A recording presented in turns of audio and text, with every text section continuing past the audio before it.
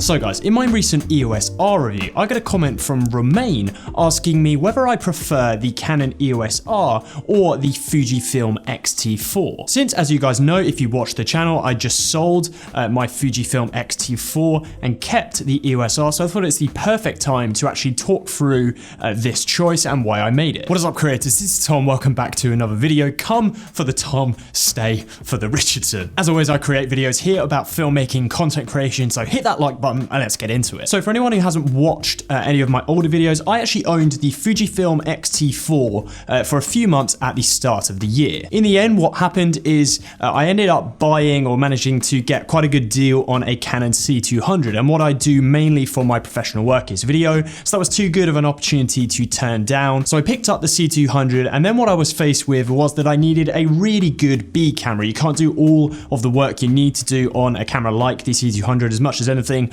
I actually shoot a lot of stills professionally, so I needed a really good B camera that could do good high quality video but take fantastic professional level stills. And that really was between whether I keep the Canon EOS R or keep the Fuji X-T4. First of all, I don't actually have the X-T4 obviously in my hands anymore, so it's not going to be a sort of super technical side-by-side comparing footage type of video, but what I do want to do as someone who has worked professionally with both of these cameras, talk about my experiences and why I made this choice. I'm sort of going to be waving around the Canon EOS R because it's kind of the only sort of prop that I've got. Like I said, I don't have the X-T4 in my hands anymore. But let's sort of delve into some of the reasoning behind why I stuck with the EOS R. Because on the whole, the X-T4, the Fujifilm X-T4 is the superior camera. It is a newer camera. It is a technically much more proficient camera, especially when it comes to video. The X-T4 pretty much just runs rings around the Canon EOS R. It shoots fantastic 120 frames a second and 240 frames a second video. The Canon EOS R shoots 120 frames a second, but it's at 720p. This maxes out at 60 frames a second in 1080p. The X-T4 shoots a fantastic 4K 60, and all of that footage is recorded in a beautiful 10-bit 420 internal codec. So the video quality that you get out of the X-T4 is absolutely amazing. All of the video that you get out of the Canon EOS R is 8-bit footage unless you shoot to an external recorder. So it is like night and day a better video camera, the X-T4 is, compared to the EOS R. And there's even a pretty massive aggressive crop even when you're shooting in 24 frames a second in 4K with the EOS R. It's something like a 1.74 times crop, so a massive crop.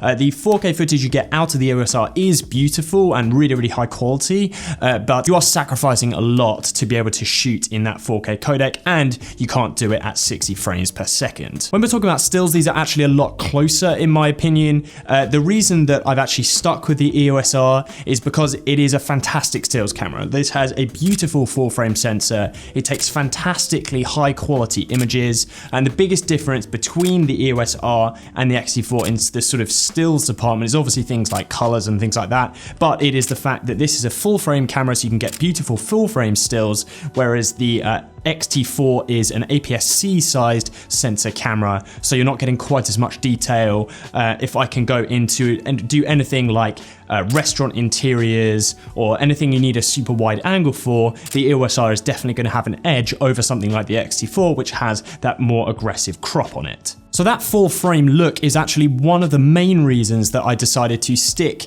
with the EOS R. Even though this camera only shoots in 1080p at that full frame field of view, having the flexibility and the option to shoot in that full frame view is a massive advantage for the type of work that I do. Then if I'm doing and shooting something where the crop isn't like a big deal at all, I can just shoot in that beautiful 4K resolution. Another reason that I've stuck with the EOS R, and I talked about this briefly in my EOS R review, is that the battery life is absolutely incredible on this camera. Like, you can pretty much run this camera with 2 batteries for most of the day, and that is absolutely exceptional.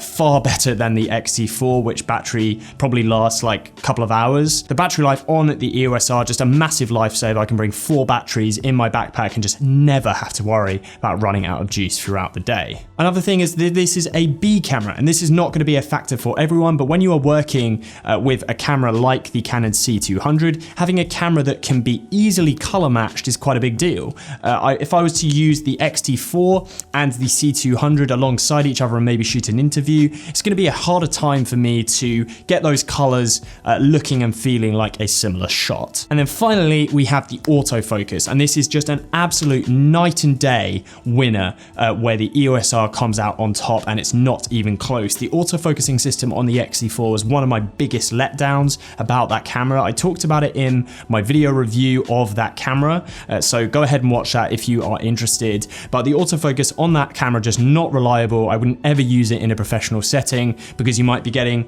filming a shot like this, and then in the end you're getting sort of autofocus hunting halfway through your shot, and you're not sort of totally realizing because you're not glued to your monitor, maybe you're interacting with your subject. You can't risk that on a professional interview shoot, and the autofocus on the Canon EOS R, absolutely amazing, much better even than my Canon C200, which has exceptional autofocus. They both use dual pixel autofocus from Canon, and is one of the best in the game. So to wrap up and answer your question, Romain, if I was only buying one camera, I would buy the Fujifilm X-T4. I think it is a better deal for a similar price that you can actually pick up an EOS R2 and X-T4. The X-T4 is slightly more expensive, but they are within the same ballpark.